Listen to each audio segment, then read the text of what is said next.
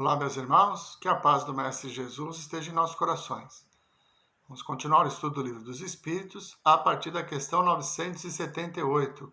Estamos falando de penas e gozos futuros. Vamos lá? 978.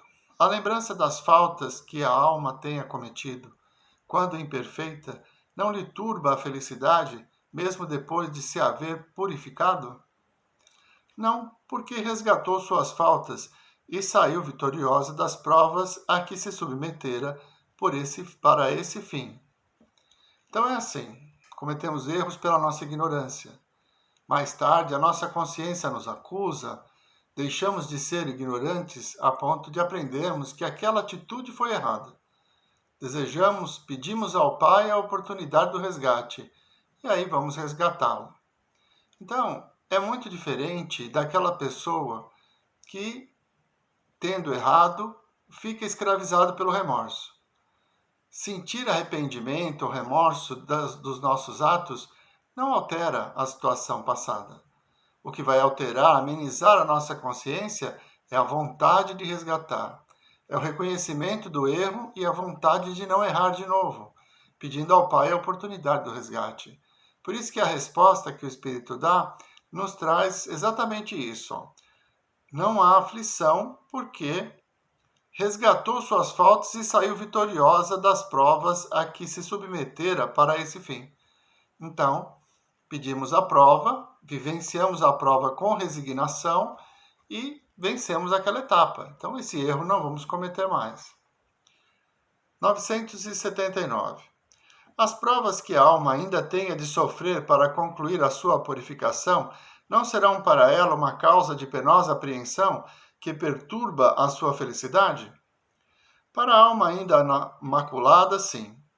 É por isso que ela não pode gozar de perfeita felicidade senão quando estiver completamente pura. Mas para a alma que já se elevou, nada tem de penoso o pensar nas provas que ainda haja de sofrer. A alma que chegou a certo grau de pureza já goza da felicidade. Um sentimento de doce satisfação a envolve. Sente-se feliz por tudo o que vê, por tudo o que a cerca. Levanta-se para ela o véu que encobria os mistérios e as maravilhas da criação, e lhe parecem as perfeições divinas em todo o seu esplendor. E lhe aparecem as perfeições divinas em todo o seu esplendor. Muito bem. É claro que nós sabemos das nossas imperfeições, senão não estaríamos no mundo de provas e expiações.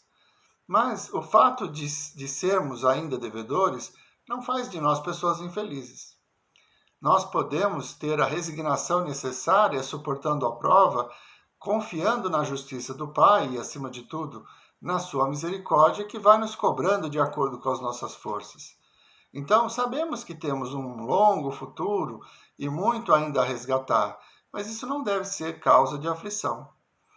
Os espíritos puros já passaram por tudo isso, mas olhando para nós, que já temos algum conhecimento da vida, da imortalidade, dessa condição de sempre termos uma nova oportunidade, na certeza da misericórdia do Pai, mesmo sabendo que ainda somos imperfeitos, podemos ter uma felicidade relativa e não tememos o futuro, porque sabemos que a misericórdia do Pai vai nos dar situações e provas de acordo com as nossas forças. Sabemos que nós somos capazes de superá-la, e essa confiança é que faz com que haja dor sem o sofrimento, para que não haja revolta e nem a sensação de injustiça, que é isso que nos faz realmente sofrer e dificulta os resgates dos erros cometidos pela nossa ignorância. Então, é claro que nós vamos chegar à perfeição. Todos fomos criados para isso. Mas o caminho é longo, né? Não precisamos esperar até lá para nos sentirmos felizes. Podemos nos sentirmos felizes hoje, confiantes na justiça, na misericórdia e que somos capazes de vencer os obstáculos que a vida nos oferece. Essa certeza nos traz paz, nos traz a convicção de que, apesar da dor, estamos resgatando o passado e nos tornando pessoas melhores. 980. O laço de simpatia que une os espíritos da mesma ordem constitui para eles uma fonte de felicidade? A união dos espíritos comprometidos com o bem é, para eles, um dos maiores prazeres, porque não temem ver essa união turbada pelo egoísmo. Nos mundos totalmente espiritualizados, eles formam famílias unidas pelo mesmo sentimento, consistindo nisso a felicidade espiritual, do mesmo modo que no vosso mundo vos agrupais em categorias e experimentais certo prazer quando vos achais reunidos. A afeição pura e sincera que experimentam e da qual são um objeto é fonte de perene felicidade, pois lá não há falsos amigos nem hipocrisias. Na terra, o homem goza das primícias dessa felicidade quando encontra almas com as quais pode confundir-se numa união pura e santa. Em uma vida mais depurada, esse prazer será inefável e ilimitado, pois aí ele só encontrará almas simpáticas que o egoísmo não arrefece. Tudo é amor na natureza, o egoísmo é que o mata. Muito bem, dá a impressão que nós vivemos num mundo de falsidade, né? E é verdade, em certo ponto. São poucas as pessoas que realmente se mostram plenamente, e muitas daquelas que, ainda por serem movidas pelas paixões, se aproximam de nós com objetivos, com intenções. É claro que, à medida em que nós fomos nos depurando, vamos nos elevando a mundos melhores e vamos conviver com espíritos melhores também. Mas, se nós seguirmos o conselho de Jesus e formos brandos, formos pacíficos, como está lá no Sermão da Montanha, mesmo diante da hipocrisia e da falsidade, nós conseguiremos ter o equilíbrio e viver uma felicidade relativa. Nós precisamos estar bem conosco mesmo. O que o outro faz para ele. É como o Chico diz, é melhor que eu seja ofendido do que eu seja a causa de ofensa. Então, nesses princípios trazidos pelo Evangelho, nós encontramos a paz. Mesmo sabendo que nem todas as pessoas ainda concordam com isso ou vivem de acordo com as instruções do Cristo. As pessoas são ainda egoístas, são orgulhosas, muitas se aproveitam das situações, né, e querem levar sempre vantagem. É assim mesmo, dentro de um mundo de provas e expiações, onde os espíritos estão em aprendizado. Mas a nossa aura, o nosso ambiente, esse pode ser construído por nós mesmos. E é a partir dessa certeza que nós podemos conviver com as diferenças sem o ônus do ódio, do rancor e da mágoa. Quando compreendermos que as pessoas vão encontrar o caminho, porque é para isso que todos fomos criados. E temos essa paciência de aceitar as pessoas que conosco convivem da forma que elas são. Por isso que Jesus diz, bem-aventurados os que são brandos, porque verão a Deus. Então, essa brandura, quem tem puro coração que verá a Deus, né? Bem-aventurados os que são brandos, eles... Por que a brandura nos faz pessoas mais felizes? Porque nós paramos de ver o inimigo no outro e conseguimos ver que o nosso maior inimigo somos nós mesmos.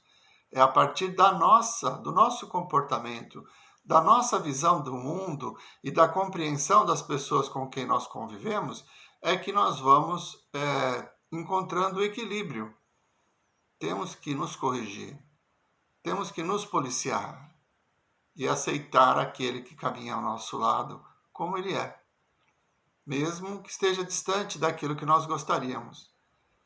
Nessa caminhada, nessa jornada de autotransformação, nós encontramos a paz, mesmo estando no mundo de provas e expiações, porque esse é o objetivo do Evangelho. É claro, quando formos espíritos puros e pudermos compreender a natureza íntima de Deus, já totalmente desmaterializados, essa felicidade se amplia. Então, vai ser ainda maior. Mas nesse momento, podemos viver com o que temos. 981. Em relação ao estado futuro do espírito, haverá diferença entre aquele que em vida temia a morte e aquele que a encara com indiferença e mesmo com alegria? A diferença pode ser muito grande. Entretanto, desaparece muitas vezes diante das causas que determinam esse temor ou esse desejo. Seja porque o tema seja porque a tema, seja porque a deseje, o homem pode ser impelido por sentimentos muito diversos, e são esses sentimentos que influem no estado do espírito. É evidente, por exemplo, que naquele que deseja a morte unicamente porque vê nela o termo de suas tribulações, há uma espécie de queixa contra a providência e contra as provas que deve suportar.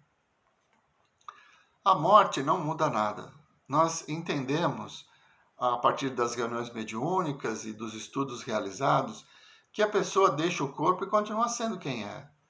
Então, essa certeza de que nós continuaremos, que vamos ter a mesma personalidade, os mesmos sentimentos, isso nos traz a vontade de melhorar.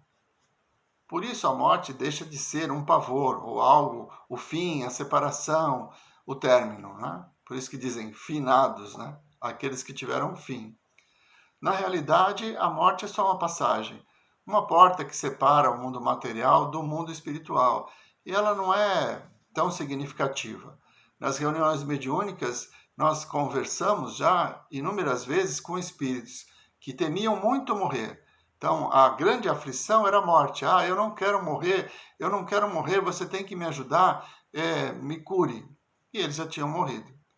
Nem perceberam a morte, porque acreditavam que a morte fosse algo terrível, o fim, o nada, quando na realidade é uma porta que se atravessa. Então, esses conceitos vão nos libertando desse medo, desse temor, né? Desejar a morte pode ser uma fuga. E quando nós queremos fugir dos problemas que precisamos resolver, nós estamos só adiando. Então haverá sofrimento. Se nós não tememos a morte porque sabemos o que vai acontecer conosco a partir da desencarnação, isso nos traz uma vida melhor agora. Porque não há medo, temores no que virá. Conseguimos viver o hoje e sabendo que o amanhã também será vivido, porque a morte não é o fim. Então, cada caso é único e não existe assim um padrão, né? As pessoas, quando desencarnam, algumas ficam anos e anos imaginando que ainda estão vivas e continuam vivendo tendo os mesmos hábitos, principalmente pessoas que moravam muito sozinhas, isoladas, elas realmente não percebem, porque não muda muito, continua assim. Até que um dia pede ajuda, ou algum familiar pede ajuda, e uma equipe socorrista vai ao encontro desse irmão e aí ele é esclarecido. Lembremos da frase do Cristo: conhecereis a verdade vos libertará. 982. Será necessário que professem o Espiritismo e creiam nas manifestações espíritas para garantirmos a nossa sorte na vida futura? Se assim fosse, todos os que não creem ou não tiveram uma oportunidade de esclarecer-se estariam deserdados, o que seria absurdo. É o bem que garante a sorte futura. Ora, o bem é sempre o bem, seja qual for o caminho que a ele conduza. A crença no Espiritismo ajuda o homem a se melhorar, ao lhe firmar as ideias sobre certos pontos do futuro. Apressa o adiantamento dos indivíduos e das massas, porque permite que nos inteiremos do que seremos um dia. É um ponto de apoio, uma luz que nos guia. O Espiritismo ensina o homem a suportar as provas com paciência e resignação. Afasta-o dos atos que possam retardar-lhe a felicidade futura, e é assim que contribui para essa felicidade. Mas nunca se disse que sem ele não se possa consegui-la. Então, conhecer o Espiritismo nos dá a certeza da continuidade da vida, da imortalidade, das possibilidades de reencarnação, e isso é um consolo. Por isso que consideramos que o Espiritismo é o Consolador prometido, tá? Como Jesus profetizou no passado. Mas é o comportamento que vai fazer com que nós tenhamos um pós-vida melhor. Às vezes uma pessoa que não acredita em Deus, mas que tem um senso ético, que fez a caridade, que amou ao próximo, que não traz no seu coração mágoas e rancores, ao desencarnar, ele vai continuar sendo essa mesma pessoa. E compreendendo o fenômeno da morte, vai viver bem. Não necessariamente conhecendo a doutrina espírita, ou Deus, ou qualquer outra religião. Somos nós que construímos o nosso futuro pelos nossos desejos, pelos nossos sentimentos e por tudo aquilo que nós carregamos em nosso coração. Então, me diga o que pensas e eu te direi para onde irás, quando o seu corpo terminar. São os valores que você cultua, que nós cultuamos neste mundo, é que determinam como será o nosso futuro. Bom, encerramos por aqui. Na semana que vem continuaremos a partir da questão 983, penas temporais. Vamos à prece? Nós vos agradecemos, Senhor, por mais esses momentos em que pudemos ter convosco, pela oportunidade do aprendizado, do estudo, as orientações trazidas por essa doutrina de luz. Muito obrigado, Senhor. Muito obrigado, meus irmãos. Uma boa semana a todos.